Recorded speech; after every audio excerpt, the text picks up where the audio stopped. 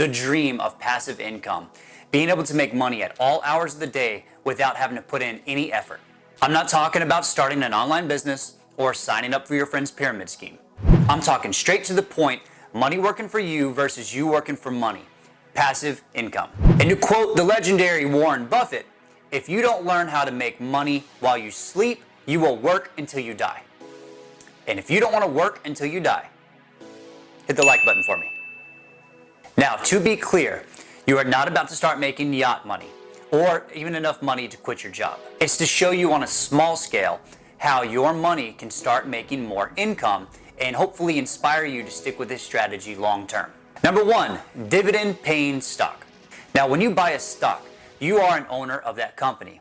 It might only be 1 out of 7 million shares, which may only constitute to you owning the stapler on the desk, but you are an owner and you are entitled to your share of the profits. Let's say you put $500 into AT&T stock, which has a dividend yield of about 7%. That is going to give you $35 a year. This is not a very exciting amount of money. But what did you really have to do for it? Remember the difference between passive and active income. Active is when you have to take some form of action to keep that cash flow flowing. Whereas passive is you sleep in and the dollars keep rolling in. On the plus side, when you own a stock, there is a reasonable assumption that it will increase in value, which will continue to increase your earnings. If your stock price doubles, then so does your dividend earnings. But just like all stocks out there, there is an inherent risk that the price is going to drop. There are many other factors to consider aside from just dividends when buying a stock.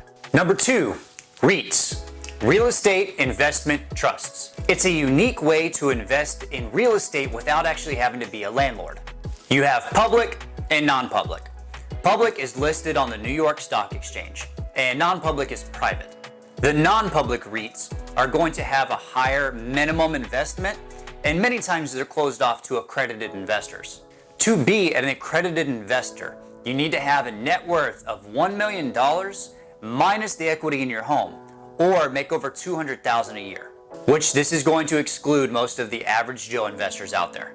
But the public REITs work just the same. They work just like stocks. They will own a collection of a certain property type, like they may only invest in shopping strips or they may invest in hospitals. And if you own a share, you get a piece of the pie as well.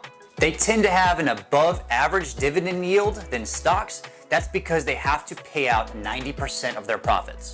They have to do this to qualify as a REIT, which means they don't have to pay corporate taxes. It is in their best interest to pay out to the investor. This would be considered investing in real estate, but you're not going to get the benefits of leveraging or write-offs. Number 3, bonds. In the simplest form, these are loans with interest. They are issued by the government or corporations. And with the bond, you get a maturity date where they will pay dividends until the maturity date when the full amount is due back. These are going to be way less volatile than a REIT or a stock, which means the drops and increases are not going to be as dramatic. The dividends usually hover around inflation, which is averaged at about 3%, and is going to be more of a hedge against your money, which means that you're still going to receive dividends, but you're only going to earn as much as your money is losing in spending power due to inflation. But it's stable and a safe haven the older you get. Way better than a savings account or a CD. Number 4, mutual funds. Talking about stocks, REITs, and bonds can really wrap your brain up.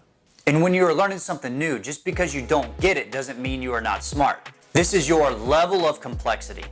Let me explain. Your last day of high school, you were the smartest high schooler you were ever going to be at that point. When you start college, you are the dumbest college student you are ever going to be at that point.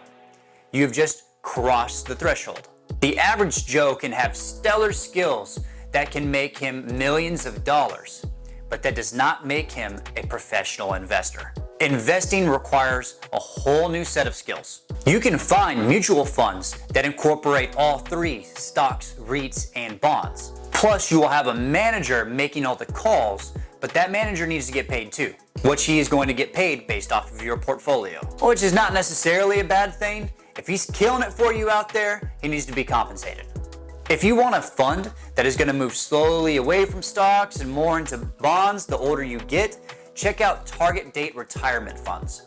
It's a hands-off approach, so that way you can focus on making money the way you know how to and leaving the investing to the professionals. I hope you guys find all this stuff interesting. Do your research and figure out what kind of investment is going to be the best to make you passive income.